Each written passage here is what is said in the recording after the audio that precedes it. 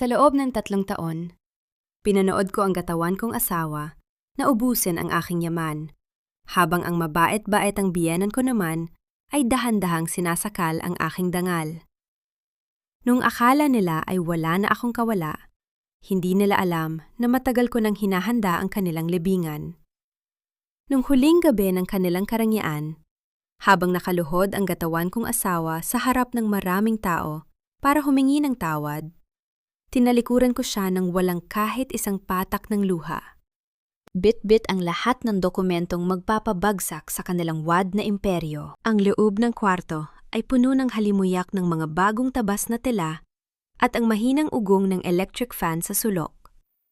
Nakatitig si Wina sa kanyang sariling refleksyon sa malaking salamin, habang ang modista ay abala sa pag-aayos ng laylayan ng kanyang mamahaling gown para sa nalalapit na fiesta. Sa ibabaw ng vanity mirror, ang kanyang cellphone ay biglang umilaw. Isang voice message ang otomatikong nag-play, bumasag sa katahimikan ng silid. Hayaan mo na ang asawa ko, Bianca. Ginagatasan ko lang ang bonus niya para sa kondo natin. Pagkatapos ng fiesta, itatapon ko rin ang tuyot na babaeng yan. Nanatiling nakatitig si Wina sa kanyang mga mata sa salamin. Hindi man lang kumurap ang kanyang mga pilik mata. Hindi nanginig ang kanyang mga kamay habang dahan-dahang hinahawakan ang telang sutla ng kanyang damit. Iyon ang boses ng lalaking pinangakuan niya ng habang buhay. Ang kanyang asawa, si Leandro. Ang bawat salita nito ay parang laso na humihiwa sa hangin, puno ng panunuya at kawalang hiyaan. Hindi pa natatapos ang huling kataga sa voice message nang bumukas ng marahas ang pinto ng kwarto. Pumasok si Doña Milagros, ang kanyang biyenan, na may dalang listahan at mukhang handang maningil ng utang na hindi naman sa kanya. Wina, bakit hanggang ngayon ay hindi ka patapos dyan? Napakabagal mo talagang kumilos. Ang mga bisita ni Leandro mula sa probinsya ay darating nga anumang oras. Kailangan nila ng pampalamig at kailangan mong asikasuhin ang catering. Wag na wag mong ipapahiya ang pamilya de la Cruz sa harap ng mga kamag-anak namin. Lalo na't galing sa hirap ang pamilya mo sa Iloilo. Isaksak mo sa utak mo na isang malaking utang na loob ang pagpapakasal sa iyo ng anak ko. Kasabay ng sermon ng matanda, tumunog muli ang cellphone ni Wina. Isang text message mula kay Leandro ang sumulpot sa screen. Love, kailangan ko ng isa pang pirma mo sa bank documents. Nag-short tayo sa donation para sa simbahan. Para sa serye ng fiesta to, don't worry. Para sa pride ng family niyo rin ito. Huminga ng malalim si Wina, hindi dahil sa pagtitimpi, kundi dahil sa pag-iipon ng lamig sa kanyang sistema. Dahan-dahan siyang lumingon kay Doña Milagros. Walang bakas ng galit sa kanyang mukha, tanging isang manipis at misteryosong ngiti na hindi umabot sa kanyang mga mata. Opo, Mama, lalabas na po ako. Siguraduhin niyo lang na handa na ang inyong puso sa sorpresang inihanda ko para sa inyong lahat mamaya. Masarap ang pagkain darating, kasing sarap ng katotohanang matagal nyo nang itinatago. Naguguluhan ang matanda sa tono ng boses ni Wina. Ngunit bago pa ito makapagsalita, ay muling humarap si Wina sa salamin. Kinuha niya ang kanyang mamahaling ballpen mula sa mesa. Pinirmahan niya ang dokumentong dala ng katulong para kay Leandro.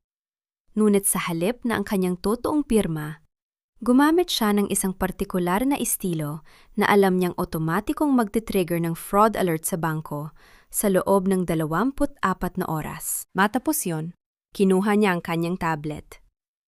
Sa loob ng ilang mabilis na pagpindot, binuksan niya ang bank account ng kumpanya kung saan siya ang Chief Financial Officer. Nakita niya ang transaksyong ginawa ni Leandro para sa isang luxury jewelry store kaninang umaga. Sa isang iglap, inilock ni Wina ang lahat ng corporate credit cards na nasa pangalan ng kanyang asawa at ng kanyang biyenan. Inilapag niya ang tablet ng walang kahit anong ingay. Ang bawat kilos niya ay kalkulado, parang isang surgeon na nag-oopera sa isang pasyenteng wala ng pag-asang mabuhay. Tiningnan niya ang modista na kanina pa nakayuko at natatakot sa tensyon sa loob ng kwarto. Ayusin mo ang tahi sa bandang puso, Manang.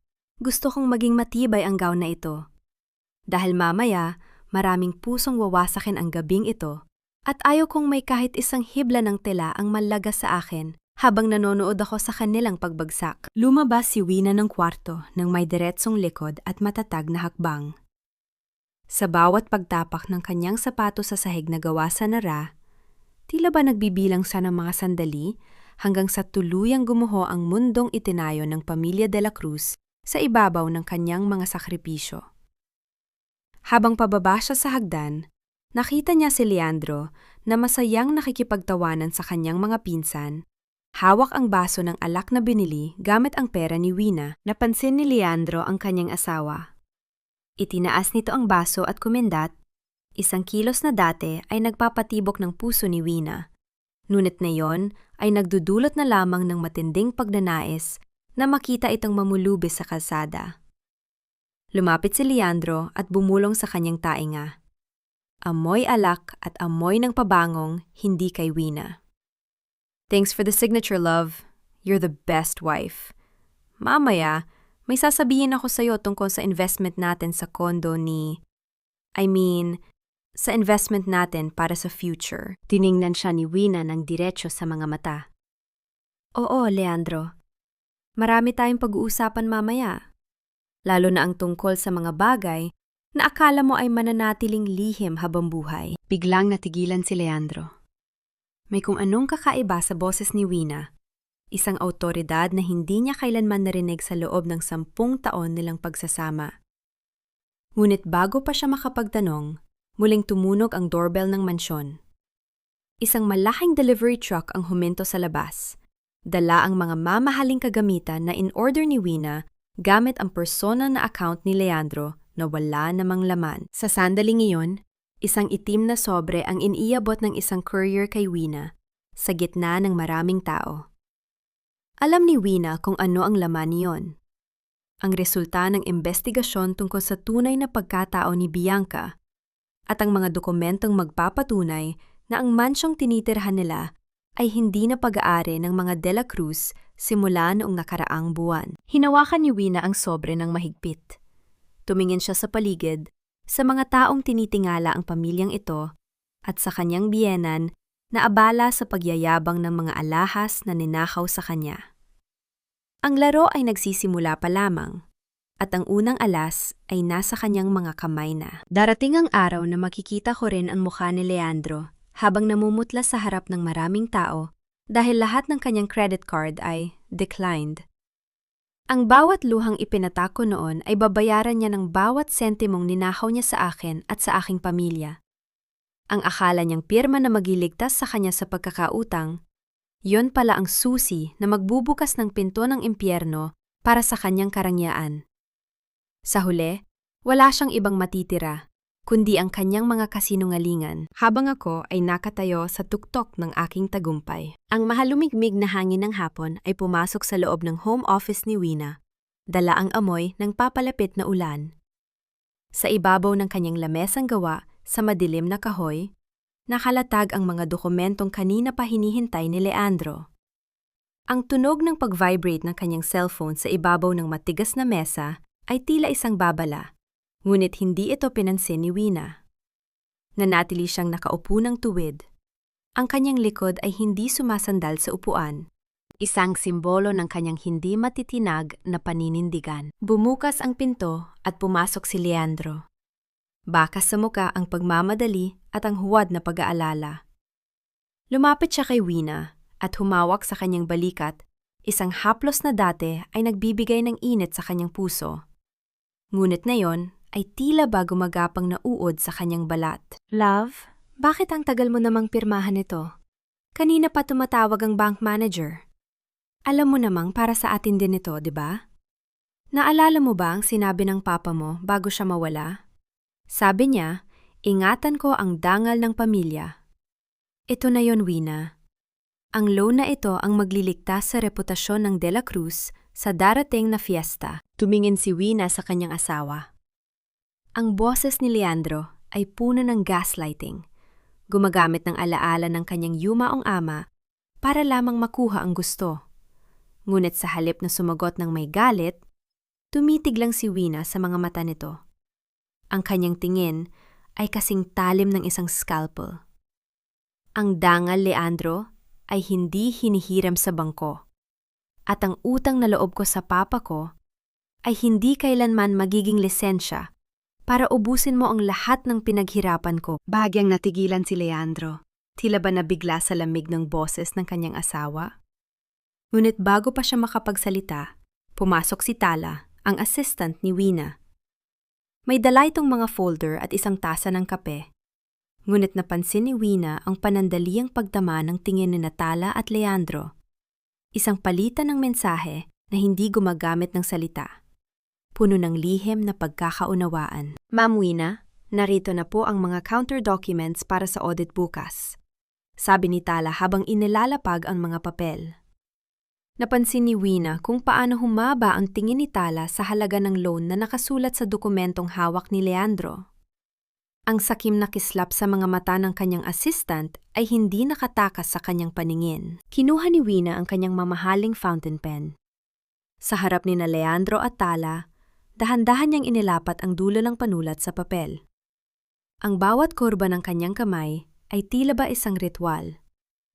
Alam niya na ang bawat bangko sa bansa ay may record ng kanyang opisyal na pirma bilang CFO.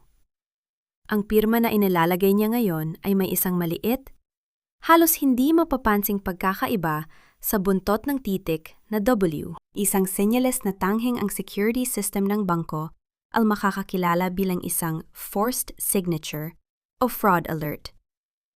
Ayan, Leandro, tapos na. Sana ay maging sapat yan para sa lahat ng mga planong itinatago mo sa akin, sabi ni Wina habang ibinibigay ang papel. Kinuha ni Leandro ang dokumento nang may kasabikan, halos mabura ang pagpapanggap na pag-ibig sa kanyang mukha. Salamat, love. I'll handle the rest. Magpahinga ka na, ha? Huwag mo nang isipin ang mga ganitong bagay. Nang makaalis ang dalawa, muling binalot ng katahimikan ang silid. Binuksan ni Wina ang kanyang laptop at in-access ang security camera system ng kanilang mansyon na tanging siya lang ang nakakaalam.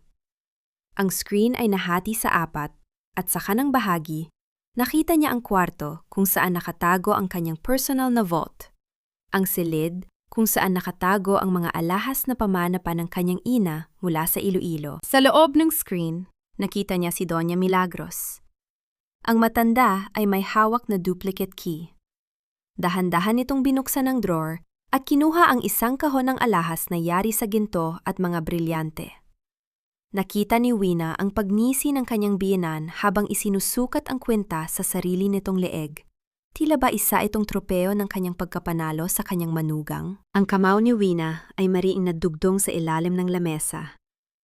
Ang bawat hininga niya ay nagiging mas mabigat. Ngunit ang kanyang isip ay nananatiling malinaw. Hindi niya kailangang sumigaw. Hindi niya kailangang sugurin ang matanda. Ang bawat piraso ng ginto na ninanakaw nito ay magiging bahagi ng ebidensya na ilalatag niya sa takdang panahon. Biglang tumunog ang teleponyo ni Wina. Isang mensahe mula sa isang hindi kilalang numero ang lumabas. Ang loan na pinirmahan mo ay hindi para sa simbahan. Nakareserba na ang unit sa Bonifacio Global City sa pangalan ni Bianca. Oras na para gumising ka, Wina. Huminga ng malalim si Wina at itinapon ang kanyang telepono sa sofa.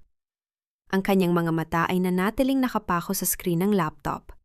Pinapanood ang kanyang biyena na magnakaw sa ilalim ng liwanag ng buwan. Ang lahat ay nahulog na sa kanyang bitag. Ang kailangan na lang niyang gawin ay hintayin ang gabi ng fiesta, kung saan ang lahat ng kanilang mga kasalanan ay ibibilad niya sa harap ng buong mundo. Sa labas, ang unang patak ng ulan ay nagsimulang humampas sa bintana. Tila ba isang palakpakan para sa isang dula na malapit nang magtapos sa isang madugong trahedya. Isang araw, ang paboritong tsismosa ng aming barangay ay luluhod sa harap ko, umiiyak at nagmamakaawa na iurong ko ang kasong cyber libel laban sa kanya. Kasabay nito, ang gatawan kong asawa ay mapipilitang isuko ang kanyang mga mamahaling sasakyan sa mga ahente ng bangko sa gitna ng mismong kalsada kung saan nila ako pinahiya. Akala nila ay madadala nila ako sa takot ng iskandalo.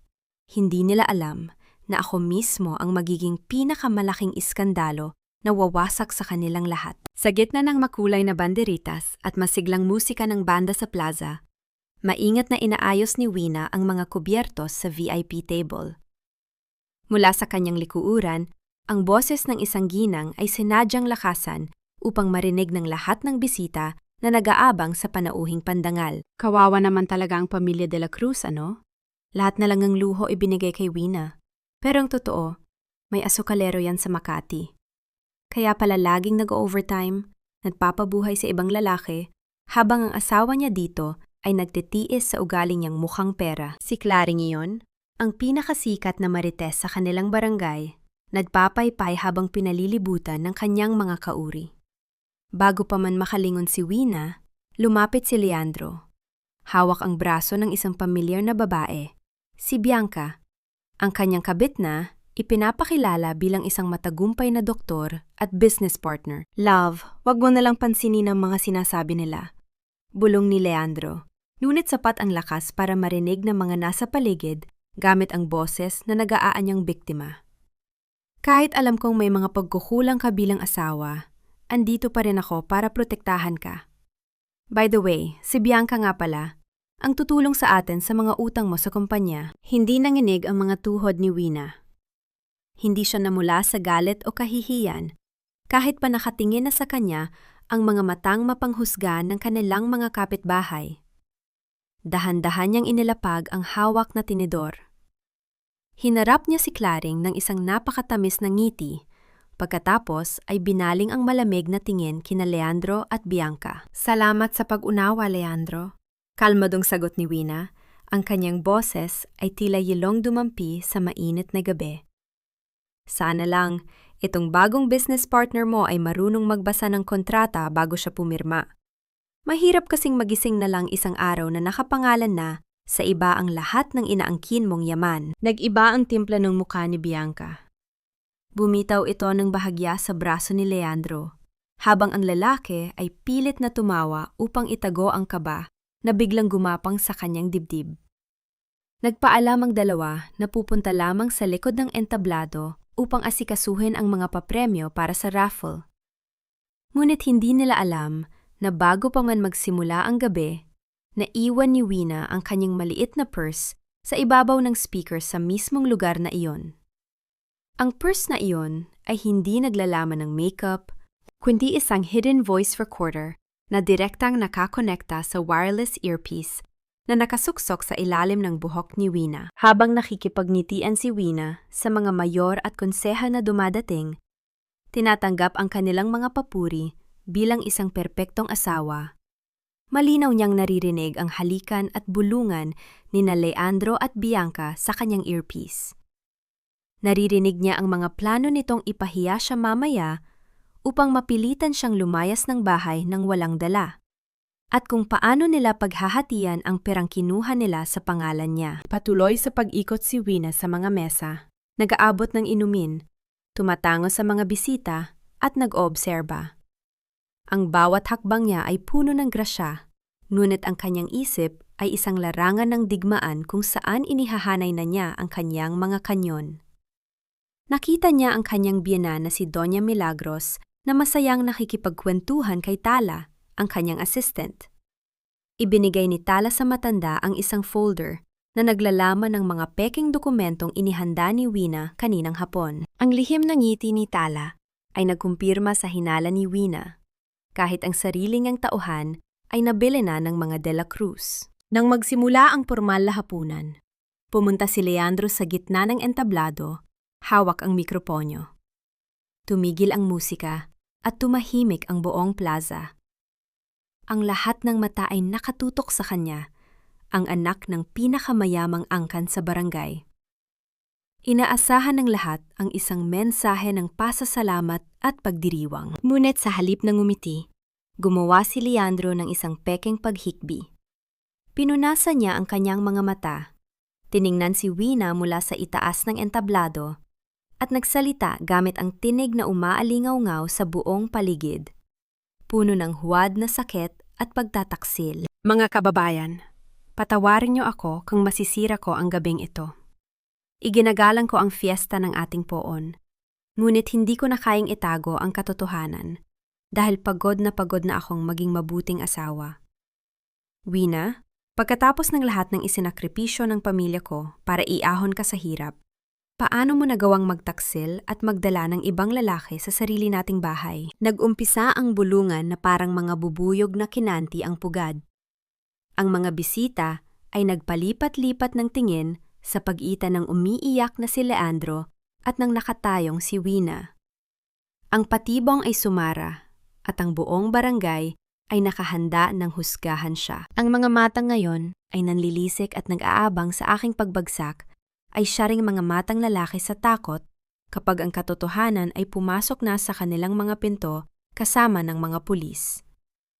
Ang panunuyang tinig ng aking biyenan na umaalingaw-ngaw ngayon sa plaza ay mapapalitan ng pananalangin na sana ay hindi niya kailanman hinawakan ang anumang pag-aari ko. Ang pagluhod ko ngayon ay hindi pagsuko. Ito ang pagyuko ng mamamana bago niya pakawalan ang palasong tatagos sa kanilang mga puso. Bumigat ang hangin sa buong plaza, habang ang mga bulungan ay unti-unting naging mga matatalim na salitang direktang ipinupukol kay Wina. Nakatayo siya sa gitna ng mga mesa. Walang emosyon sa kanyang mukha habang pinapanood si Leandro na nagpupunas ng mga peking luha sa entablado. Hindi pa natatapos ang dula ni Leandro nang pumasok sa eksena si Doña Milagros. Tumayo ang matanda mula sa kanyang VIP seat. Naglakad patungo kay Wina habang inaalalayan ng ilang kaibigan, kabilang na si Claring, na hindi maitago ang tuwa sa paggawasak ng dangal ng CFO.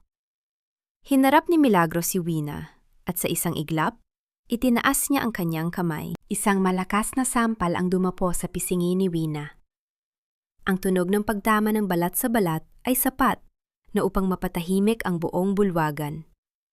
Namula ang pisingi ni Wina, ngunit hindi siya napangiwi. Hindi siya umurong. Nanatili siyang nakatitig sa matanda. Ang kanyang mga mata ay kasing talim ng mga bubog na handang sumugat. "Napakawalang hiya mo, Wina!" sigaw ni Milagros. Ang boses ay sadyang pinalakas para sa mga manonood. "Pagkatapos naming bayaran ang mga utang ng pamilya mo sa Iloilo, ito ang igaganti mo sa amin? Isang kalapating mababa ang lipad? Lumuhod ka! Lumuhod ka at humingi ka ng tawad sa anak ko, sa aming pamilya at sa buong barangay na pinahiya mo." Lumapit si Tala kay Wina, kunwari ay nag-aalala. Ngunit may lihim na panunuya sa kanyang mga mata. Inabutan niya ito ng tissue at bumulong. "Ma'am, sumunod na lang po kayo para matapos na to. Ako na po ang bahala sa mga papeles bukas." Hindi pinansin ni Wina ang tissue. Ibinaling niya ang kanyang tingin sa lupa. Sa ilalim ng kanyang mga paa, malapit sa sapatos ni Milagros, nakita niya ang maliit na alikabok sa ibabaw ng carpet kung saan niya inilagay ang isang flat fingerprint scanner bago magsimula ang party. Ang scanner na iyon ay konektado sa kanyang bangko upang i-authorize ang pag-freeze ng lahat ng corporate funds at kailangan lamang ng isang tamang fingerprint para ma-activate ito ng tuluyan. Ang fingerprint ni Doña Milagros. Dahan-dahang ibinaba ni Wina ang kanyang mga tuhod. Sa bawat pulgada ng kanyang pagbaba, naririnig niya ang mga mapanlait na salita ni Claring na nagsasabing, nararapat lamang iyon sa isang babaeng hindi marunong tumanaw ng utang na loob. Nang lumapat ang mga tuhod niya sa carpet, iniyuko niya ang kanyang ulo, isang larawan ng ganap na pagpapakumbaba para sa lahat ng nakakakita. Ngunit sa ilalim ng pagyuko na iyon, ang kamay ni Wina ay mabilis na kumilos. Ginamit niya ang laylayan ng kanyang sariling gown upang kunwaring punasan ang dumi sa sahig. Ngunit sa katotohanan, iniusog niya ang scanner palapit sa kinatatayuan ng kanyang binan. Sumandal siya ng bahagya at hinawakan ang paa ni Milagros. Isang kilos ng pagmamakaawa sa paningin ng iba. "Patawarin niyo ako, Mama," malumanay na sabi ni Wina. Ang kanyang boses ay kinakapos. "Sana ay mapatawad niyo ako sa lahat ng nagawa ko." Sa kanyang pagkakahawak, mabilis niyang nakuha ang atensyon ng matanda. Nabigla si Milagros sa paghawak ni Wina at umatras ng isang hakbang. Madiing na itapak ang kanyang hinlalaki sa paa nang walang sapin sa ibabaw mismo ng scanner dahil sa pagmamadali niyang umiwas habang nakatsinelas lang ito dahil sa rayuma. Ang maliit na ilaw na berde sa aparato ay kumislap sandali. Ang hudyat na tinanggap ng sistema ang biometrics ng cosigner ng kumpanya. Nakalock na ang mga pondo. Tumayo si Wina. Wala na ang anino ng pagmamakaawa sa kanyang muka. Tinignan niya si Leandro, na patuloy sa pag-acting sa itaas ng entablado, at pagkatapos ay bumaling kay Tala. Kinuha niya mula sa kanyang purse ang isang maliit na USB flash drive at inabot ito kay Tala. Tala, itago mo ito. Utos ni Wina sa malamig na boses. Nandyan ang huling ebidensya ng inosensya ko. Iingatan mo yan, gaya ng pag-iingat mo sa sarili mong mga lihim. Kinuha ni Tala ang USB. Ang kanyang mga mata ay nagningning sa pag-aakalang nakuha na niya ang nag-iisang alas ni Wina. Hindi alam ng nagtaksil na assistant na ang laman ng USB ay hindi ebidensya ng inosensya, kundi ang mga dokumentong mag-uugnay sa kanya sa mga iligal na transaksyon ni Leandro, isang digital na lason na sisira sa kanyang sariling buhay sa sangdaling buksan niya ito sa kanyang computer. Sa kalagitnaan ng pag-abot niya ng USB, biglang umilaw ang malaking projector screen na nasa likod ng entablado. Isang video ang nagplay, hindi para patunayan ang pandarayan ni Leandro, kundi isang mas malaking sampal para kay Wina. Isang edited na footage na nagpapakita kay Wina na naglalakad papasok sa isang motel kasama ang isang hindi kilalang lalaki. Ang buong plaza ay nagulat at sabay-sabay na napasinghap.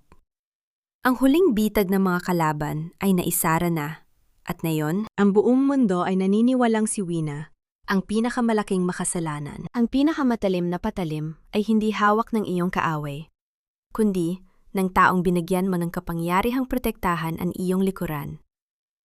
Akala nila ay gumuho na ang aking mundo nang makita ko ang aking sarili na pinapanood ng buong bayan habang binabato ng putik.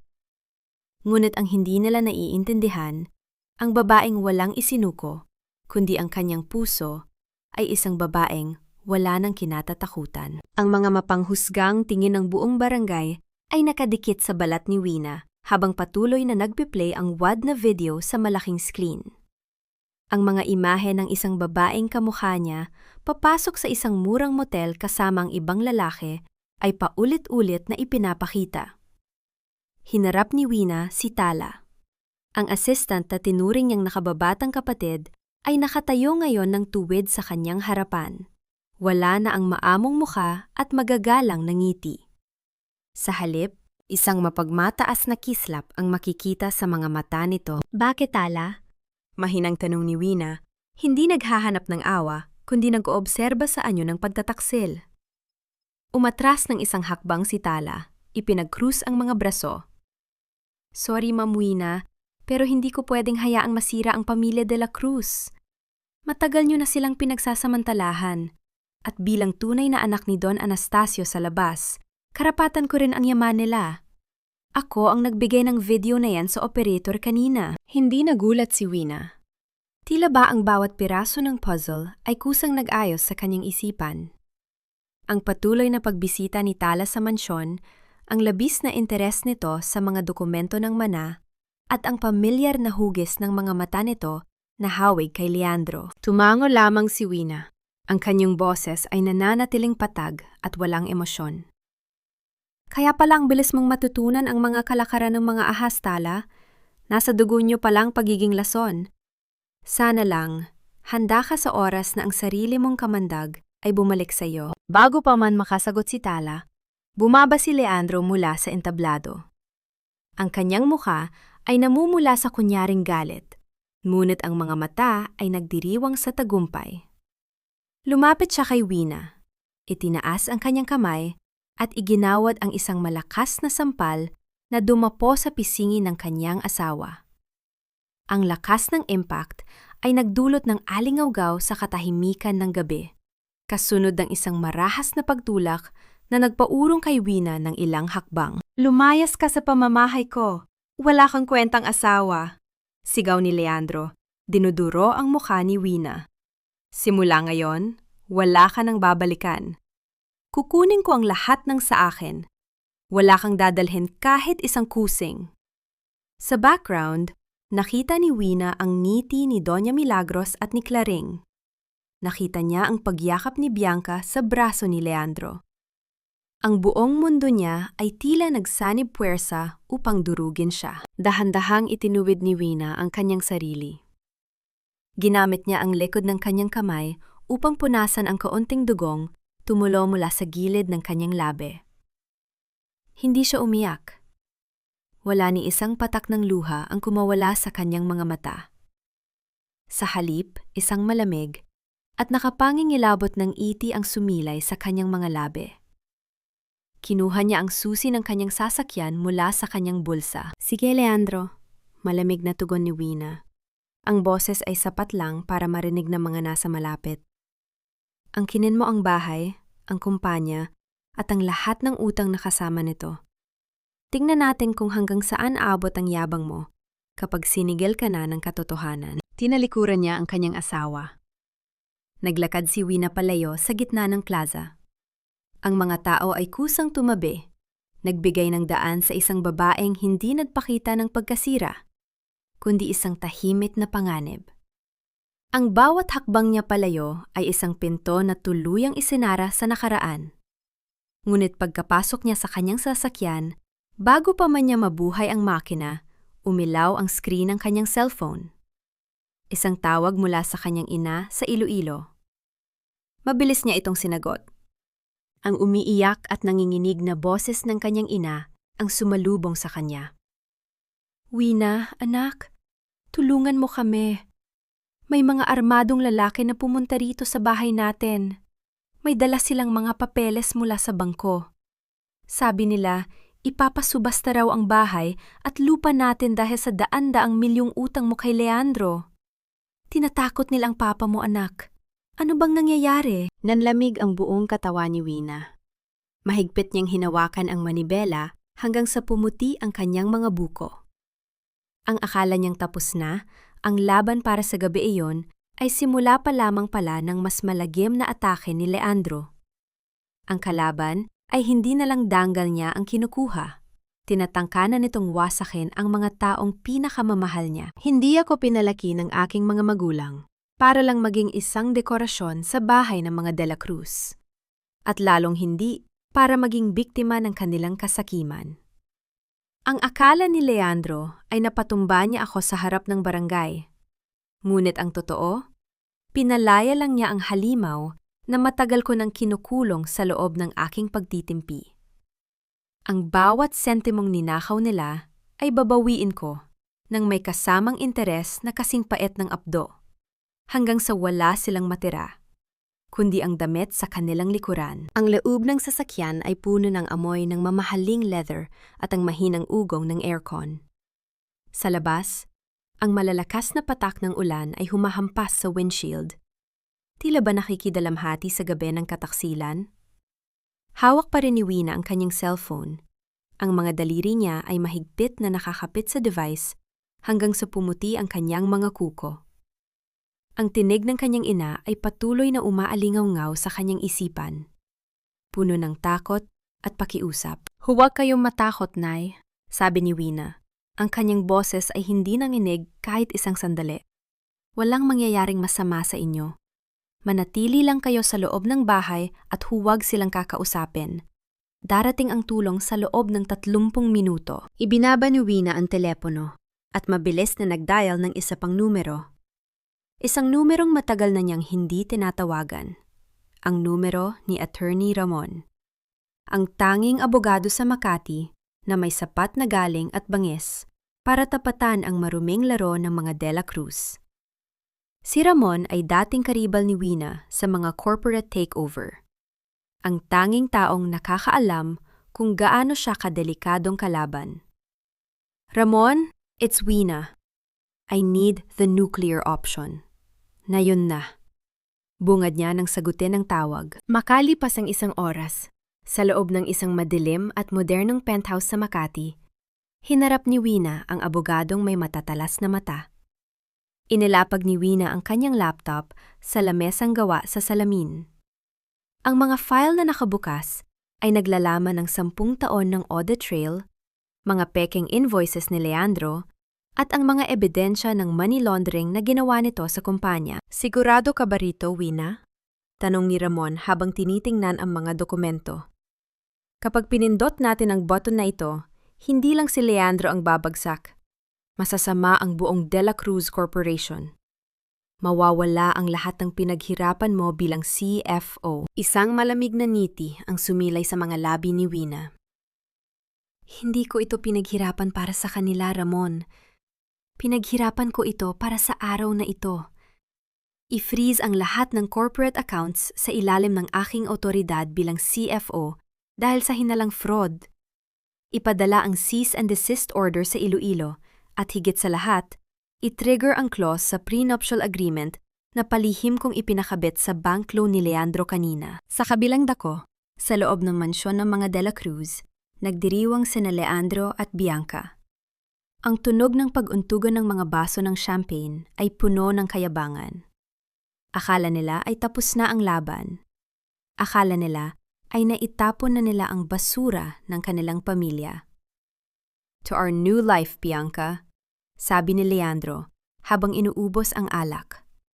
Bukas na bukas din, kukunin natin ang lahat ng shares ni Wina. Wala na siyang kahit anong kapangyarihan. Ngunit ang selebrasyon ay naputol nang biglang tumunog ang cellphone ni Leandro. Isang alerto mula sa bangko. At isa pa. At isa pa. Ang bawat alerto ay nagpapahiwatig ng isang bagay. Account frozen. Transaction declined. Unauthorized access. Pilit na binuksan ni Leandro ang kanyang banking app. Ngunit ang lumabas ay isang pulang babala na nagpapatigil sa tibok ng kanyang puso. Sa takot at pagtataka, tumingin siya kay Bianca, na sa sandaling iyon ay sinusubukang gamitin ang kanyang bagong credit card para sa isang online shopping spree. Ngunit nakatanggap din ng parehong resulta. Kasabay nito, isang malakas na katok sa pinto ang bumasag sa katahimikan ng mansyon. Pumasok ang isang sheriff ng korte, may dalang opisyal na dokumento na may selyo ng hustisya. Sa likuran niya ay nakatayo si Wina, suot ang isang itim na business suit. Ang kanyang aura ay nagpapahiwatig ng isang reyna na bumalik para bawiin ang kanyang trono. Ano ito? Sigaw ni Leandro. Nanginginig ang kamay habang binabasa ang sulat. Tiningnan siya ni Wina nang walang kahit anong emosyon. Iyan ay isang writ of preliminary attachment, Leandro. Dahil sa kasong plunder at fraud na isinampa ko laban sa iyo kaninang gabi, ang lahat ng ari-ariang ito, pati na ang mansong ito na nakapangalan sa korporasyon, ay nasa ilalim na ng kustodiya ng korte. At mayroon tayong 24 na oras para lisanin ang lugar na ito. Namutla si Leandro. Ang baso ng champagne sa kanyang kamay ay dahan-dahang nadulas at bumagsak sa sahig. Ang tunog ng pagkabasag ng kristal ay tila ang hudyat ng tuluyang pagguho ng kanyang marangyang mundo. Akala ng pamilya De La Cruz, ang kasal ko kay Leandro ay isang limos para sa isang probinsya ng tulad ko. Sa loob ng 10 taon, ipinamukha nila sa akin na utang ko sa kanila ang aking buhay, ang aking pangalan, at ang bawat hiningang kinukuha ko. Ngunit ang bawat kasinungalingan ay may dulo, at ang gabing ito ang magpapatunay na ang taong itinuring nilang alipin ang siya palang nagmamay-ari ng bawat pako at semento ng kanilang kaharian. Hindi ako ang may utang na loob. Sila ang mga lintana na buhay sa dugo ng aking pamilya. Ang amoy ng alikabok at lumang kahoy ay sumalubong kay Wina pagpasok niya sa ancestral house ng mga De La Cruz. Ang bahay na ito ay hindi na ginagamit, isang tila abandonadong monumentong nagpapaalala sa isang dangal na matagal nang nabulok. Ang tanging liwanag ay nagmumula sa flashlight ng kanyang cellphone na gumagawa ng mahahabang anino sa dingding na puno ng mga lumang litrato. Naglakad siya patungo sa bodega sa ilalim ng hagdan. Ang bawat hakbang niya ay nadudulot ng mahinang pag-ingit ng sahig. Tila ba nagrereklamo ang bahay sa kanyang presensya? Hindi nagtagal. Nakita niya ang isang lumang baul na gawa sa nara, ang bagay na binanggit sa misteryosong text message na natanggap niya noong unang gabi ng fiesta. Sinubukan niyang buksan ang baul, ngunit ito ay nakakandado. Hindi nag-atubili si Wina. Kinuha niya ang isang mabigat na estatwang tanso mula sa kalapit na mesa at buong lakas na inihampas sa kandado. Ang tunog ng nagkiskisang metal at ang pagkabasag ng luma at kinalawang na bakal ay umalingaw-ngaw sa buong silid. Ngunit walang sinumang makakarinig sa kanya sa liblib na lugar na iyon. Nang bumukas ang takip, bumungad ang mga lumang papeles at mga scrapbook. Ngunit alam ni Wina na may higit pa rito. Sinuri niya ang ilalim ng baul hanggang sa maramdaman niya ang isang maliit na gatla. Ginamit niya ang kanyang kuko upang ungkatin ang isang secret compartment. Doon, nakita niya ang isang nakatuping dokumento na may selyo ng isang kilalang law firm 10 taon na ang nakalilipas, isang kasunduan sa pagitan ng kanyang yumaong ama at ng pamilya de la Cruz. Habang binabasa ang bawat linya, naramdaman ni Wina ang isang kakaibang lamig na dumadaloy sa kanyang mga ugat. Hindi ang kanyang pamilya ang nalubog sa utang. Ang katotohanan ay ang kumpanya ni Leandro ay nasa bingit ng pagkalugi noon. At ang bilyong pisong investment ng kanyang ama ang sumalba sa kanila. Ang kondisyon? Ang kasal ni Wina at Leandro ay dapat na maging proteksyon para sa share ng kanyang ama. Si Leandro ang may malaking utang na loob kay Wina, hindi ang kabaliktaran. Nahanap mo na pala ang hinahanap mo, Wina? Ang tinig ni Doña Milagros ay bumasag sa katahimikan mula sa pintuan. Ang matanda ay mukhang hapo. Ang kanyang buhok ay hindi na maayos at ang kanyang mga mata ay puno ng desperasyon at puot. Hawak niya ang isang lumang payong na tila balak niyang gamiting sandata. Lahat ng ito, Mama. Lahat ng pang-aalipusta niyo sa akin, ang pagpapaluhod niyo sa akin, ginawa niyo para lang itago na kayo ang mga pulubi sa ating dalawa? Sabi ni Wina habang itinaas ang dokumento. Ang kanyang boses ay kalmado, ngunit may talim na hindi kayang tapatan ng kahit anong sigaw. Tumawa ng mapait si Milagros. At ano naman ang gagawin mo ngayon? Patay na ang ama mo. Wala nang makakapapagpatunay niyan. Dito ka lang sa amin naging tao, Wina. Nararapat lang na ibigay mo ang lahat sa amin.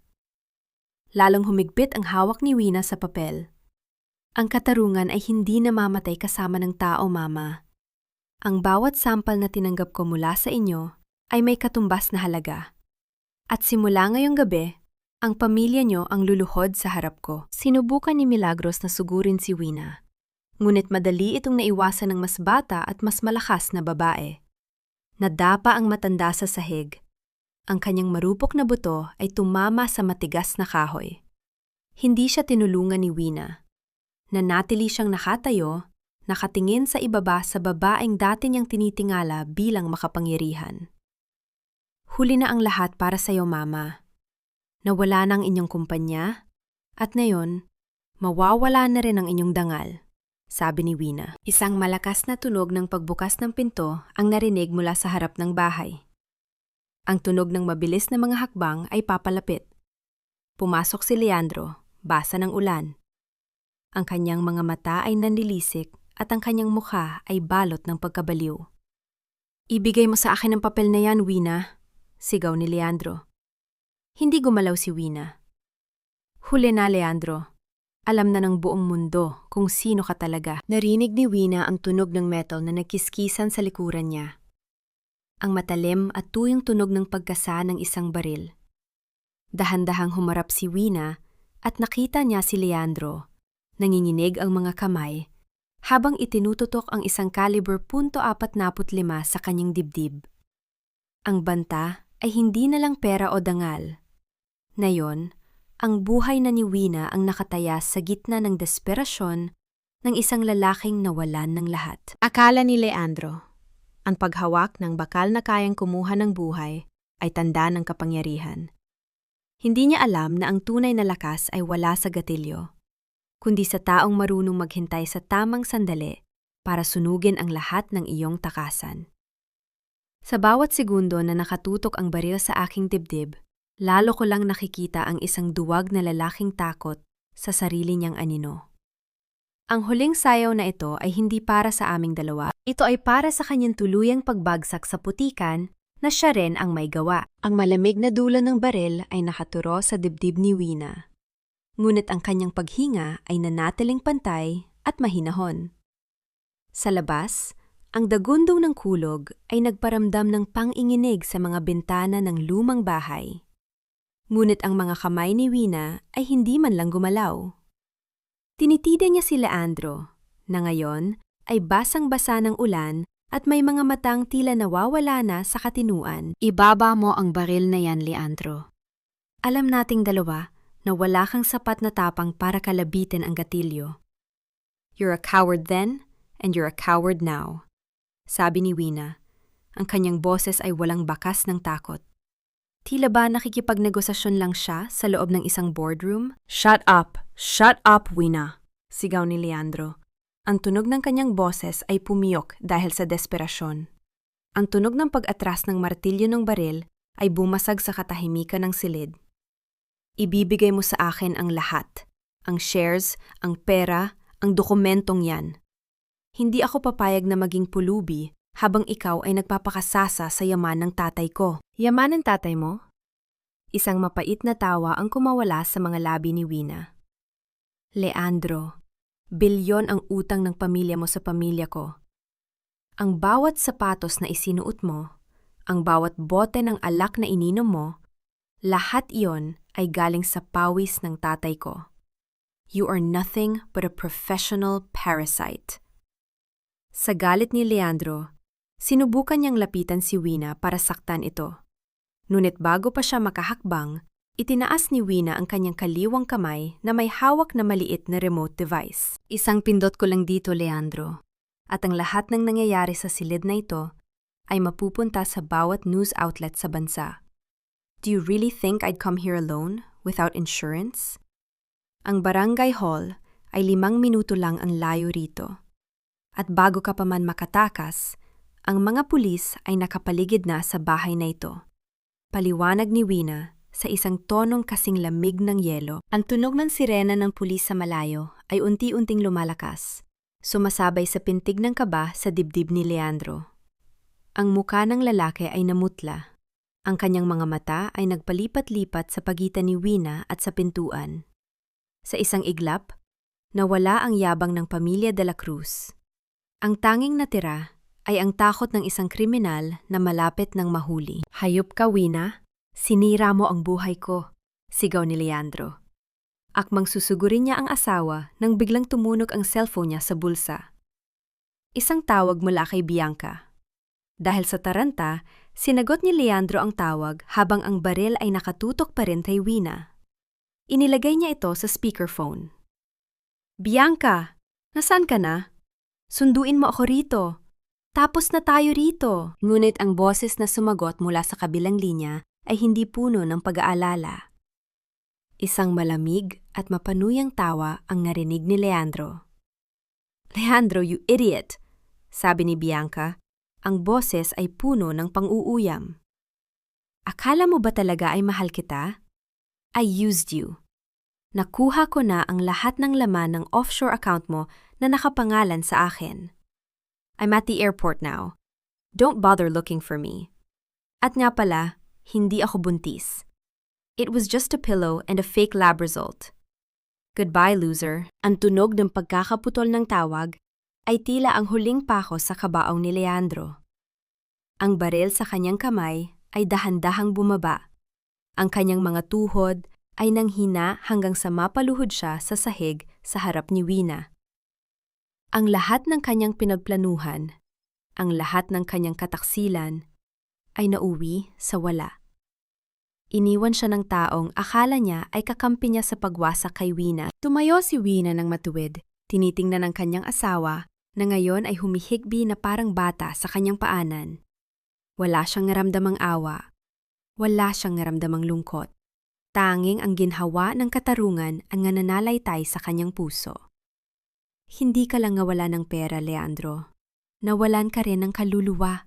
sabi ni Wina. Isang malakas na tunog ng pagbagsak ng pinto ang narinig mula sa ibaba. Ang mga yabag ng mabibigat na sapatos ng mga pulis ay mabilis na umakyat sa hagdan. Ngunit sa gitna ng kaguluhang ito, nakita ni Wina ang kanyang biyenan na si Milagros na dahan-dahang gumagapang patungo sa isang nakatagong pinto sa likod ng bodega. Bitbit ang isang maliit na bag na puno ng mga alahas na ninakaw nito. Hindi alam ni Milagros na ang huling trap ni Wina ay hindi para kay Leandro, kundi para sa kanya. Ang pinto na sinusubukan niyang buksan ay otomatikong nakalock mula sa labas. At doon siya maiipit kasama ang lahat ng kanyang mga kasalanan habang ang apoy ng katarungan ay unti-unting lumalamon sa kanilang lahat. Ang pinakamasarap na bahagi ng pagganti ay hindi ang makita silang nasasaktan, kundi ang makita nilang ang mga kamay na dati nilang tinatapak-tapakan ang siya mismong nagdudulot ng kanilang pagkawasak. Akala nila, ang pagnanakaw sa akin ay isang laro kung saan palagi silang mananalo. Ngunit ngayon, sa loob ng kwartong ito kung saan ang hustisya ay isinusukat sa mga resibo at dokumento, ipapakita ko sa kanila kung paano ako maging CFO hindi lang ng kumpanya, kundi ng kanilang sariling kamatayan bilang isang pamilya. Ang malamig na aircon ng conference room ng korte ay hindi sapat para palamigin ang tensyon sa loob. Nakaupo si Wina sa kabilang dulo ng mahabang mesang gawa sa salamin, tahimik at kalmado. Suot ang kanyang puting business suit na sumisimbolo sa kanyang malinis na konsensya. Sa kanyang tabi ay si Attorney Ramon. Ang mga dokumento ay maayos na nakasalansan sa kanilang harapan. Sa kabilang panig, nakaupo sina Leandro at Doña Milagros. Wala na ang mamahaling damit ng matanda. Pinalitan na ito ng isang simpleng blusa na nagpapahalata sa pang-inginig ng kanyang katawan. Si Leandro naman ay may posas pa rin. Sinamahan ng 2 gwardiya mula sa presinto. Ang kanyang mukha ay puno ng galos mula sa pag-aresto noong nakaraang gabi. Ang mediator, isang matandang hukom na may mahigpit na muka, ay nagbukas ng folder. Nandito tayo para pag-usapan ang mga civil liabilities na nakakabit sa mga kasong isinampa laban kina Mr. Leandro de la Cruz at Mrs. Milagros de la Cruz.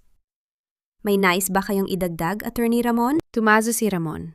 Ang kanyang tinig ay may talim na nakakahiwa sa katahimikan.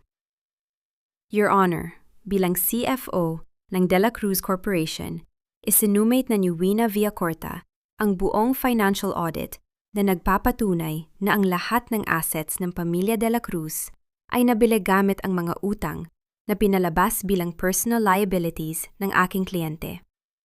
Ngunit, dahil sa prenuptial agreement at sa pagpapatunay na pasipikado ang mga pirma ni Wina, ang leet ng pag-aaring ito ay muling na ipabalik sa kanya bilang sole proprietor at majority stockholder. Nanlaki ang mga mata ni Leandro.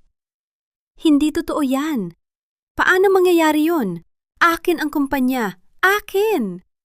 Sigaw niya habang sinusubukang tumayo. Ngunit agad siyang pinigilan ng mga gwardiya. Humarap si Wina kay Leandro. Ang kanyang mga mata ay walang nikatiting na awa. Ang kumpanya mo, Leandro, ay matagal nang patay. Itinayo ko lang ulit gamit ang sarili kong pera para hindi tuluyang mawala ng trabaho ang mga empleyado na totoo namang naglilingkod. At alam mo ba kung ano ang pinakamasakit? Ibinenta ko na ang mansyon ninyo sa Makati. Ang bahay na tinirhan nyo gamit ang perang ninakaw nyo sa akin ay hindi na sa inyo. Suminghap si Milagros. Ang kanyang mga kamay ay nanginginig habang nakahawak sa gilid ng mesa. Hayop ka, Wina! Kukunin mo ang lahat sa amin? Paanong aking mga gamot? Paanong aking tirahan? Inilabas ni Wina ang isang maliit na envelope at inihagis ito sa gitna ng mesa. Dahan-dahan itong dumaos-dos at tumigil sa tapat ng kanyang biyenan. Buksan ninyo, Mama. Yan ang sagot sa mga tanong ninyo. Nanginginig na kinuha ni Milagros ang envelope. Pagkabukas niya, bumungad sa kanya ang mga kopya ng resibo ng mga pinagsanglaan niya ng mga ninakaw na alahas ni Wina. Naroon din ang mga bank transfer slips patungo sa mga personal na account ni Tala. Bago pa man makapagsalita ang matanda, bumukas ang pinto ng conference room. Pumasok si Tala, hindi bilang kaalyado ng mga De La Cruz, kundi bit-bit ang isang itim na briefcase. Lumapit siya sa hukom at inilapag ito. Your Honor, panimula ni Tala, ang kanyang boses ay nanginghinig ngunit desidido. Ako po si Tala Arcega, ang dating assistant ni Wina Villacorta. Nais ko pong ibigay sa inyo ang lahat ng orihinal na ebidensya ng money laundering na ginawa ni na Leandro at Milagros de la Cruz. Ibinigay ko ang mga peking dokumento noon dahil sinubukan nilang gamitin ako. Ngunit napagtanto kong gagamitin lang nila ako at itatapon balang araw. Gusto ko pong maging state witness. Tiningnan ni Leandro si Tala nang may matinding poot. Traidor ka! Isa kang walang kwentang anak sa labas! Hindi siya pinansin ni Tala. Tumingin lang siya kay Wina, isang tahimik na paghingi ng tawad ang makikita sa kanyang mga mata. Ngunit si Wina ay nanatiling blangko ang ekspresyon. Ang pagpili ni Tala na tumestigo ay hindi nangangahulugang tapos na ang lahat ng kasalanan nito. Nangangahulugan lang itong ginamit ni Wina ang sariling lason ng kanyang mga kalaban upang patayin sila. Huminga ng malalim si Wina. Tiningnan niya ang pamilyang minsang umalipin sa kanya. Sa loob ng 10 taon, ginawa niyo akong tanga. Pinagtrabaho, pinagsamantalahan, at tinangkang sirain. Ngayon, kayo ang magbabayad. At hindi ko kailangan ng inyong mga luha o paghingi ng tawad. Dahil hindi ko kailanman papayag ang makalimutan niyo ang araw na kinuha ko ang lahat ng inyo. Napatakip na mukha si Milagros at napahagulgol. Si Leandro ay yumuko. Ang kanyang kayabangan ay tuluyang napalitan ng kawalan ng pag-asa. Ngunit sa kalagitnaan ng tagumpay na ito, biglang tumunog ang telepono ni Attorney Ramon. Tiningnan niya ang mensahe at mabilis na bumaling kay Wina. Ang kanyang muka ay nakakunot at puno ng pag-aalala. Wina, bulong ni Ramon. Sapat lang para marinig niya. May nangyari sa Iloilo. Ang iyong ama isinugod daw sa ospital dahil inatake sa puso ng tangkaing harangin ang mga taong nagpunta sa inyo kanina. Ang mundo ni Wina ay sandaling tumigil. Ang malamig at matibay na pader na kanyang itinayo sa buong pagkatao niya ay unti-unting nakaramdam ng pagyanig. Ang tagumpay na nararamdaman niya kanina ay biglang naging abong mapait sa kanyang lalamunan. Ang karma ay hindi isang biro na dumarating ng kusa. Ito ay isang resibo na may kasamang interes at ako ang naniningil na yon. Akala nila ay sapat na ang nakita nilang pagbagsak ng kanilang dangal. Ngunit hindi nila alam na ang bawat luhang pumatak mula sa aking mga magulang ay may katumbas na bawat segundo ng kanilang pagdurusa sa likod ng rehas. Ang paniningil na ito ay hindi matatapos sa pera o sa bahay. Matatatos lamang ito kapag naramdaman na nila ang bigat ng bawat kasalanang kanilang itinanim. Ang boses ni Attorney Ramon ay tila isang malakas na dagundong sa gitna ng katahimikan ng conference room. Sa isang saglit, ang mundo ni Wina ay tila huminto. Ang kanyang ama, ang lalaking nagturo sa kanya na maging matatag, ang dahilan kung bakit siya nagsisikap, ay nakikipaglaban layon para sa kanyang buhay dahil sa kasakiman ni Leandro. Dahan-dahang tumayo si Wina. Ang kanyang mga mata, na kanina ay malamig, ay naglalabas na ngayon ng isang nakapanging ilabot na pot. Hindi siya sumigaw. Hindi siya nagmura. Nilapitan niya si Leandro, na ngayon ay nakaposas at nakayuko. Hinawakan ni Wina ang baba ng kanyang asawa at pilit itong iniangat upang magtama ang kanilang mga paningin. Kapag may nangyari masama sa tatay ko, Leandro, sisiguraduhin kong ang selda mo ang magiging huling lugar na makikita mo sa mundong ito. Bulong ni Wina. Ang boses ay sapat lang para marinig ng lalaki, puno ng matinding pait at banta. Hindi ka lang mabubulok sa kulungan. Mabubulok ka sa pagsisisi na kinalaban mo ako. Inutusan ni Wina si Ramon na ihanda ang pinakamabilis na flight patungong Iloilo. Ngunit bago siya umalis, hinarap niya si Doña Milagros, na ngayon ay humihikbi na sa sulok. Yakap ang kanyang bag na wala ng laman, kundi ang mga pekeng pangarap. Mama, Ang bahay na tinitirhan nyo ay ibinenta ko na sa isang real estate developer. Bukas na bukas din, ang mga gamit nyo ay itatapon sa kalsada kung hindi nyo palilisanin ang lugar na yan. Wala na ring matitirang pondo para sa inyong mga luho. Ang lahat ng nakaw na yaman ay babalik na sa kung saan ito nararapat. Sabi ni Wina bago tuluyang lumabas ng silid. Sa labas ng korte, sinalubong siya ng mga mamamahayag at ng mga taong dati ay humuhusga sa kanya. Kabilang sa mga naroon, si Claring, ang marites ng barangay, na ngayon ay namumutla habang hawak ang isang legal na supina mula sa abogado ni Wina para sa kasong cyber libel. Wina, anak, patawarin mo ako. Nauto lang ako ni Leandro. Pagsusumamo ni Claring habang sinusubok ang hawakan ang kamay ni Wina. Hindi tumigil si Wina sa paglakad. Ang katarungan, Claring, ay hindi nakukuha sa paghingi ng tawad. Sa korte na lang tayo mag-usap. Doon mo ipakita ang galing mong gumawa ng kwento. Makalipas ang ilang oras, narating ni Wina ang Iloilo.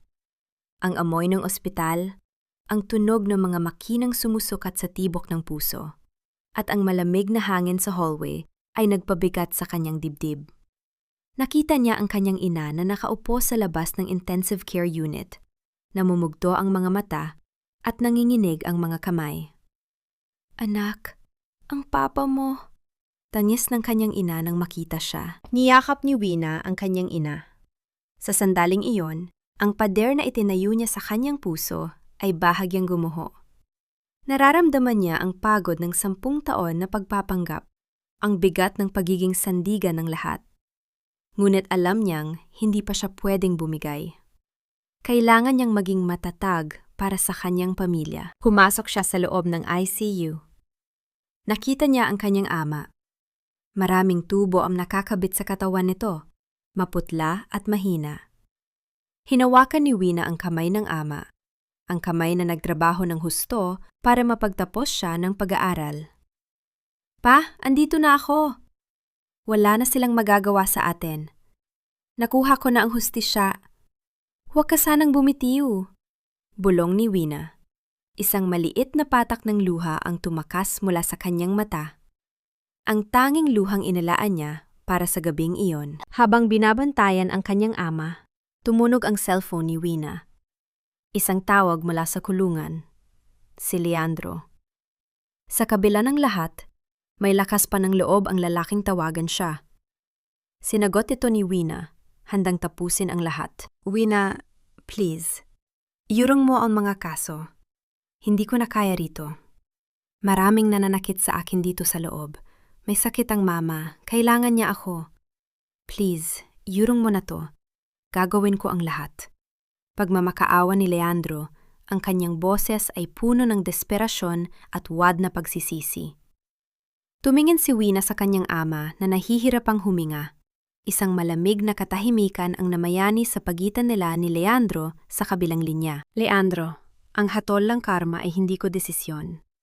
Yan ay bunga ng bawat masamang ginawa nyo. Ang bawat luhang pumatak sa mga magulang ko ay katumbas ng habambuhay mong pagdurusa. Huwag mo na akong tatawagan muli. Ang tanging pagkikita nating dalawa ay sa loob ng korte, kung saan panonorin ko ang huling hininga ng iyong kalayaan.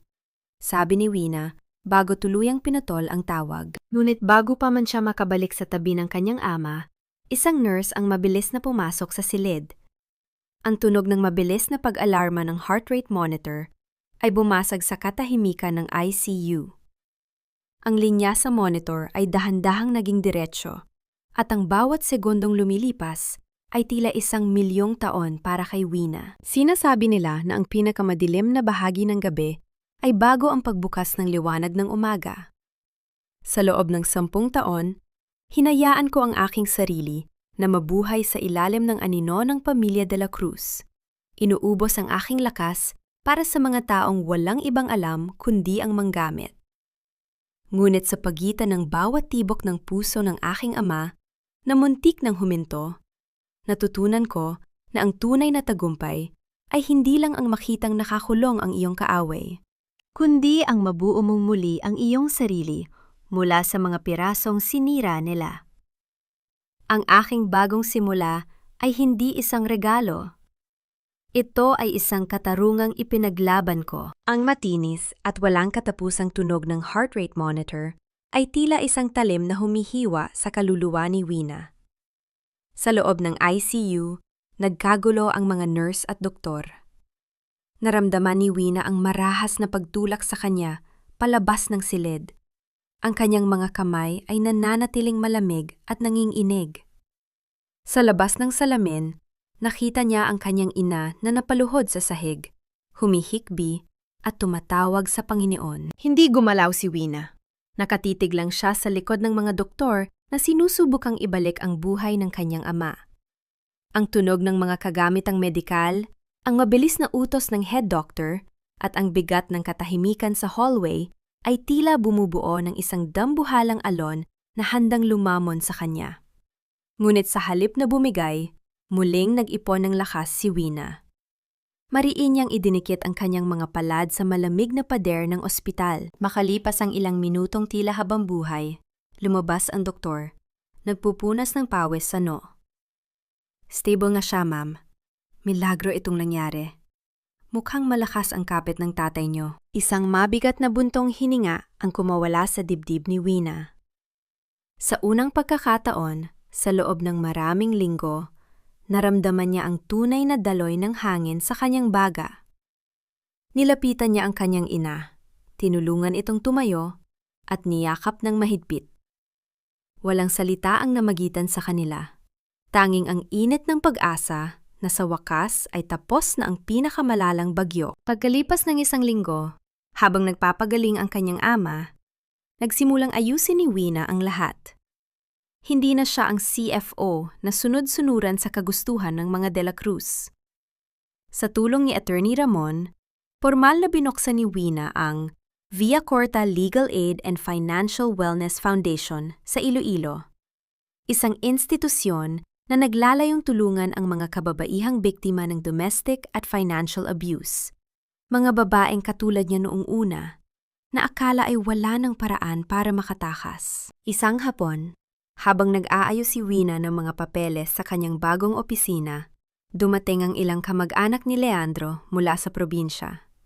Ang mga taong dati ay tumitingin sa kanya ng may panghahamak dahil sa pagiging probinsyana ay naroon ngayon, nakayuko at may dalang mga prutas, sinusubukang humingi ng pabor. Wina, baka naman pwedeng mahiram mo kami ng kahit konti para sa piyansa ni Leandro, sabi ng isang tiyahin ni Leandro. Ang boses ay puno ng huwad na tamis. Kahit paano naman, naging pamilya mo rin kami. Tumingin si Wina sa kanila nang walang kahit anong emosyon. Ipinagpatuloy niya ang pagpirma sa mga dokumento bago dahan-dahang nag-angat ng tingin. Naging pamilya niyo lang ako kapag kailangan niyo ng pambayad sa kuryente at panggastos sa luho. Malamig na tugon ni Wina. Nasaan kayo noong pinapahiya ako ni Leandro sa harap ng barangay? Nasaan kayo noong ninanakawan ako ni Mama Milagros? Wala na kayong makukuha sa akin. Ang bawat sentimong meron ako ngayon ay nakalaan para sa mga taong totoong nangangailangan. Hindi para sa mga taong ang tanging alam ay maging linta. Maari na kayong umalis. Walang nagawa ang mga ito, kundi ang lumabas ng may kahihiyan. Pagkaalis nila, tumawag si Attorney Ramon. Ang boses nito sa kabilang linya ay puno ng pinalidad. Wina, lumabas na ang hatol. Leandro is sentenced to 12 to 20 years for qualified theft, fraud, and domestic violence. Si Milagros naman ay binigyan ng house arrest dahil sa kanyang edad at kondisyon. Ngunit ang lahat ng kanyang ari-arian ay tuluyan ng na-forfeit. Claring was found guilty of cyber libel and is ordered to pay significant damages or face jail time. Salamat, Ramon, sabi ni Mina. How about Tala? Tala is cooperating. Dahil sa kanya, mabilis na natapos ang kaso. Pero gaya ng usapan, hindi siya makakakuha ng anumang bahagi sa De La Cruz Corporation. She's starting over as a clerk in a small firm. She's keeping her head down. Ibinaba ni Wina ang telepono. Tumayo siya at lumapit sa bintana ng kanyang opisina na nakaharap sa dagat ng Iloilo. Ang sikat ng araw ay humahalik sa kanyang balat. Nagbibigay ng init na matagal na niyang hindi nararamdaman. Ang kanyang puso ay wala ng puwang para sa galit. Tanging ang kapayapaan ng isang taong nakamit ang katarungan ang natitira. Ngunit bago matapos ang araw, isang huling sulat ang dumating sa kanyang mesa. Isang sulat na galing sa loob ng kulungan, mula kay Leandro. Walang selyo, tila ba ipinapuslit lang ng kung sino? Ang panulat ni Leandro ay nanginginig, malayo sa dating matatag at mayabang na sulat nito. Wina, patawarin mo ako. Nawala na ang lahat sa akin. Kahit si Bianca, niloko lang ako. Dito sa loob, bawat gabi ay pinapanaginipan ko ang mga ginawa ko sa iyo. Please, bisitahin mo ako. Gusto ko lang makita ang mukha mo sa huling pagkakataon. Bago ako tuluyang mabulok dito. Binasa ni Wina ang sulat nang walang pagbabago sa kanyang ekspresyon. Pagkatapos, dahan-dahan niyang kinuha ang paper shredder sa tabi ng kanyang mesa. Isa-isang pinasok ni Wina ang mga pahina ng sulat hanggang sa ang mga salita ng pagsisisi ni Leandro ay maging maliliit na hibla ng papel na walang saysay. Ang huling pagkakataon ay lumipas na 10 taon na ang nakalilipas, Leandro. Bulong ni Wina sa hangin. Lumabas siya ng opisina para puntahan ang kanyang ama na ngayon ay nakaupo na sa wheelchair sa harden ng ospital. Ang ngiti ng kanyang ama nang makita siya ay ang tanging bayad na kailangan niya para sa lahat ng kanyang hirap. Ngunit habang naglalakad siya, isang pamilyar na sasakyan ang huminto sa tapat ng ospital. Isang lalaki ang bumaba, may dalang bouquet ng mga paborito niyang bulaklak at isang mukhang puno ng seryosong intensyon. Hindi ito si Leandro, at hindi rin ito si Ramon. Ito ay isang paalala na ang mundo ay patuloy sa pag-ikot, at ang buhay ni Wina ay may mga pahina pang hindi pa nasusulat. Sinasabi nila na ang pagpapatawad ay para sa ikakatahimik ng nagmamahal. Ngunit sa mundong kinaginsno, ang pagpapatawad ng walang katarungan ay katumbas ng muling pagpapahiram ng leeg sa taong bumasag sa iyong puso. 10 taon akong naging bilanggo ng isang wad na sumpa ng pag-ibig at utang na loob. Ngayong araw, ibabalik ko ang huling piraso ng tanikalang iyon sa lugar kung saan ito nararapat. Hindi ako lilingon ng may pait, kundi lilingon ako para siguraduhing ang pintong isinara ko ay hindi na muling mabubuksan kailanman. Ang tunay na kalansing ng mga susi at ang mabigat na tunog ng pagbukas ng bakal na rehas ay umalingaw-ngaw sa malamig na pasilyo ng pambansang piitan. Naglakad si Wina ng may matatag na hakbang. Ang tunog ng kanyang sapato sa semento ay tila isang martsa ng tagumpay. Hindi siya narito para magmakaawa, hindi rin para magalit. Narito siya para sa pinal na pagtatapos ng isang kabanata. Sa likod ng makapal na salamin, nakaupo si Leandro. Halos hindi na makilala ni Wina ang lalaking dating ang tinitingala bilang haligi ng kanyang tahanan. Payat na ito, madungis ang suot na kulay kahel na uniforme, at ang mga matang dati ay puno ng yabang ay ngayon ay balot na ng takot at pangunggulila. Pagkakita kay Wina, mabilis na dinampot ni Leandro ang telepono sa kabilang panig ng salamin. Wina, salamat at dumating ka. Boses ni Leandro na nanginginig sa kabilang linya. Alam ko, hindi mo ako matitisog. Mahal mo pa rin ako, 'di ba? Please, sabihin mo kay Attorney Ramon na bawiin ang ilan sa mga kaso. Hindi ko na kaya rito, Wina. Sinisiraan nila ako. Sinasaktan nila ako. Tinitigan siya ni Wina ng diretsyo. Ang kanyang mga mata ay walang nikatiting na emosyon, kasing linaw at kasing lamig ng tubig sa malalim na balon. Hindi ako pumunta rito para pag-usapan ang iyong sentensya, Leandro. Ang batas ang naghusga sa'yo, hindi ako. Pumunta ako rito para ibigay sa'yo ito. Inilapit ni Wina sa salamin ang isang maliit na transparent na plastic bag. Sa loob niyon ay ang kanyang wedding ring, ang gintong singsing na simbolo ng 10 taong panloloko. Sa kabilang kamay, Hawak niya ang Pinala Decree ng kanilang annulment, ang dokumentong nagpapatunay na sa mata ng batas at ng tao, wala nang ugnayan ang pangalang Villacorta sa pangalang De La Cruz. Wina, huwag naman ganito. Magbabago ako, pangako. Paglabas ko rito, gagawin ko ang lahat para bumawi. Pagmamakaawa ni Leandro. Ang kanyang mga kamay ay pilit na kumakapit sa salamin. Ang Leandro na pinangakuan ko ng katapatan ay matagal lang pinatay ng iyong kasakiman. Malamig na sagot ni Wina. Ang lalaking nasa harap ko ngayon ay isang estranjero na nagkataong may mukha ng aking nakaraan. Huwag mong isipin na ang pagpunta ko rito ay tanda ng aking pagbabalik. Ito ay tanda ng aking ganap na paglimot. Dahan-dahang tumayo si Wina. Binitawan niya ang telepono. Hinayaang sumabit ito sa hangin at gumawa ng mahinang tunog ng pagtama sa pader. Nakita niya ang pagbagsak ng balikat ni Leandro, ang tuluyang pagkawala ng huling pag-asa sa mga mata nito. Walang salita ng pot, walang sigaw ng paghihigante. Ang pananahimik ni Wina ang pinakamabigat na parusa na hindi kayang tapatan ng anumang latay. Lumabas si Wina sa gusali ng piitan. Ang sikat ng araw ay tumama sa kanyang mukha, nagbibigay ng pakiramdam ng kalinisan. Sa parking lot, naghihintay ang kanyang sasakyan. Bago siya pumasok, kinuha niya ang isang huling litrato ng kanilang kasal na itinago niya sa kanyang pitaka. Ang litratong kuha sa harap ng simbahan sa Iloilo, kung saan siya ay mukhang bata at punong-puno ng pangarap. Kinuha ni Wina ang kanyang lighter. Sa isang mabilis na pag-click, ang maliit na apoy ay nagsimulang lamunin ang gilid ng litrato. Pinanood niyang apoy habang dahan-dahang ginagawang abo ang mukha ni Leandro, ang mukha ni Milagros, at ang imahe ng babaeng dati ay handang magsakripisyo ng walang hanggan. Nang ang apoy ay malapit na sa kanyang mga daliri, pinitawan niya ang natitirang bahagi at hinayaan ng hangin na tangayin ang mga itim na abo patungo sa kung saan sumakay si Wina sa kanyang sasakyan.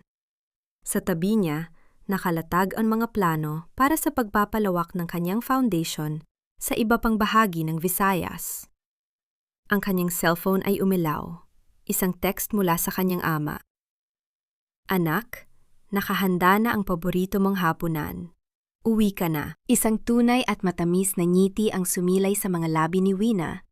Isang ngiting hindi na kailangang itago sa likod ng profesionalismo o takot.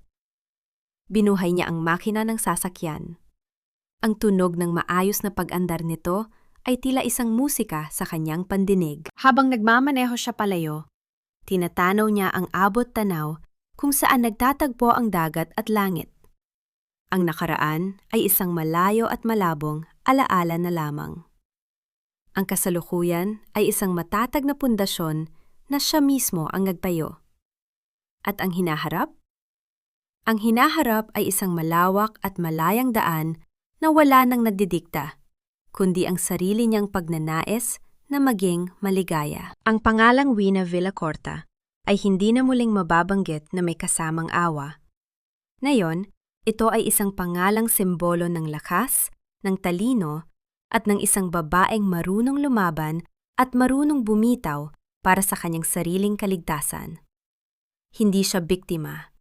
Siya ang arkitekto ng sarili niyang kalayaan. Ang buhay ay hindi isang kwentong natatapos sa isang maligayang wakas na may kasamang kasal. Ito ay isang tuloy-tuloy na paglalakbay kung saan ang bawat sugat ay nagsisilbing marka ng ating katatagan. Ang paglaya ko ay hindi nangangahulugag paglimot sa mga aral ng nakaraan, kundi pagtanggap na ang bawat pagkakamali ay naging bahagi ng babaeng nakatayo sa harap ninyo ngayon. Ang tunay na happy ending ay ang paggising sa umaga na walang dinadalang takot, walang binabayarang utang ng iba at walang tinatagong lihim na nagpapabigat sa aking kaluluwa. Isang taon na ang nakalilipas mula nang gumuho ang imperyo ng mga De La Cruz. Ang Iloilo ay tila mas maliwanag, mas mapayapa, sa ilalim ng init ng araw na humahalik sa mga dalampasigan. Sa loob ng malawak na hardin ng Villacorta Legal Aid Foundation, nakaupo si Wina sa isang wooden bench. Pinapanood ang mga batang tumatakbo sa damuhan habang ang kanilang mga ina ay abala sa pakikinig sa mga seminar tungkol sa financial independence. Hindi na siya ang CFO na laging nakatali sa kurbata at schedule. Ngayon, suot niya ang isang simpleng linen dress. Ang kanyang buhok ay malayang humahampas sa hangin. Sa kanyang tabi, nakaupo ang kanyang ama. Ngayon ay malakas na at nakangiti habang pinagmamasdan ang mga bulaklak na kanyang itinanim. Lumapit sa kanya si Attorney Ramon, may dalang folder at isang tasa ng tsaa. Wina, ang foundation ay nag-approve na ng grant para sa 3 bagong barangay sa Visayas. We are officially the largest support system for abused women in this region. Tumingin si Wina sa kanyang dating karibal na ngayon ay naging pinakamalapit niyang katuwang. Salamat, Ramon. Hindi ko ito magagawa ng mag-isa. You did it all by yourself, Wina, sagot ni Ramon. May seryosong paghanga sa kanyang mga mata. You didn't just save yourself, you created a path for others to follow. Tiningnan ni Wina ang malayo. Sa abot tanaw kung saan ang dagat ay humahalik sa langit. Minsan, naiisip pa rin niya si Leandro, ang taong minsan niyang inakala na mundo niya. Ngunit ang sakit ay wala na. Ang natitira na lamang ay ang aral. Ang pagpapatawad? Hindi nga ito ibinigay kay Leandro para sa lalaki, kundi ibinigay niya ito sa kanyang sarili, upang hindi na niya kailangang magdala ng galit sa tuwing siya ay matutulog. Sa isang sulok ng foundation, may nakalagay na isang maliit na plaque. Ang tunay na laya ay hindi hinihingi. Ito ay kinukuha. At ang pinakadakilang tagumpay ay ang matutong mahalin ang iyong sarili ng higit sa sinuman. Sa kanyang pantayo, naramdaman ni Wina ang paggaan ng kanyang mga paa. Ang mga tanikala ng utang na loob na naging kadena niya sa loob ng isang dekada ay tuluyan ng naputol. Ang kanyang ama ay lumapit at hinawakan ang kanyang kamay, isang tahimik na pagkilala sa kanyang pantanda bilang isang babaeng hindi nagpatalo sa tadhana. Masaya ka ba, anak? Tanong ng kanyang ama. Tumingin si Wina sa mga kababaihang nakangiti sa loob ng foundation, sa buhay na kanyang binuo mula sa mga abo ng kanyang nakaraan. Pa, masaya ako dahil sa wakas, ako na ang may hawak ng bawat pahina ng kwento ko. At sa unang pagkakataon, hindi ko na kailangang magpanggap na perpekto para mahalin. Habang lumulubog ang araw, ang mga kulay kahel at lilang guhit sa langit ay nagbibigay ng pangako ng isang panibagong bukas. Si Wina Villacorta ay hindi na ang babaeng naghihintay ng pagkilala mula sa ibang tao. Siya ay ang babaeng nagbibigay ng liwanag sa iba, isang patunay na ang bawat pagguho ay simula lamang ng isang mas matatag na pundasyon. Ang kwento ni Wina ay hindi natatapos sa isang malungkot na alaala. Ito ay nagsisimula sa isang malayang bukas na siya mismo ang nagmamay-ari.